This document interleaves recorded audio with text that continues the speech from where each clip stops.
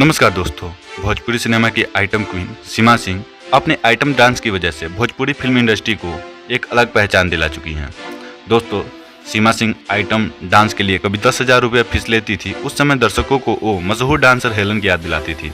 बाद में उनकी बढ़ती लोकप्रियता की वजह से वो एक आइटम नंबर के लिए लाखों रुपये चार्ज करने लगी। दोस्तों, सीमा सिंह की पहली फिल्म कहाँ जेबा राजा नजरिया लड़ाई के 2008 में आई थी, जिसमें उन्होंने आइटम सॉन्ग 11 नंबर गाड़ी चले 80 के रफ्तार में किया था।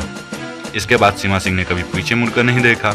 सीमा सिंह भोजपुरी फिल्मों के अलावा हिंदी, मराठी, गुजराती, तमिल, बंगाली और राजस्थानी फिल्मों में भी आइटम डांस कर चुकी हैं। दोस्तों, आपको बता दें कि सीमा सिंह करीब 500 से ज़्यादा भोजपुरी फिल्मों में आइटम सॉन्ग कर दर्शकों के दिलों में आग लगाया है। दोस्तों, सीमा ने बताया था कि उनके बचपन से ग्लैमर का शौक था।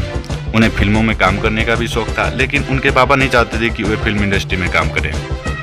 दोस्तों, उनके जन्मदिन के मौके पर एक्ट्रेस गुंजन पंत, सुबीर शर्मा सहित इंडस्ट्री के कई कलाकारों ने उन्हें बधाई दी है। हाल में ही उनके घर बेटे का जन्म हुआ था।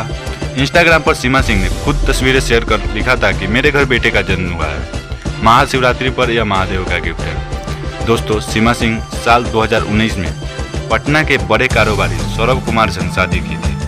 इसके बाद ही वो फिल्मों से दूर हो गई। हालांकि सोशल मीडिया पर वो अपडेट्स अपने फैन के साथ शेयर करती रहती हैं। प्रेगनेंसी की खबर भी सीमा सोशल साइट पर शेयर की थी। दोस्तों, सीमा सिंह को भोजपुरी इंडस्ट्री का सनी लियोनी भी कहा जाता है। दोस्तों, अगले वीडियो में हम बताएंगे कि भोजपुरी इंडस्ट्री की नूरा फतेही कौन है। दोस्तों, जानकारी अच्छी लगे तो वीडियो को लाइक करें। ऐसी जानकारी के लिए हमारे चैनल को सब्सक्राइब करके बेल आइकन जरूर दबाएं। हम फिर मिलेंगे दोस्तों एक नए वीडियो के साथ। धन्यवाद।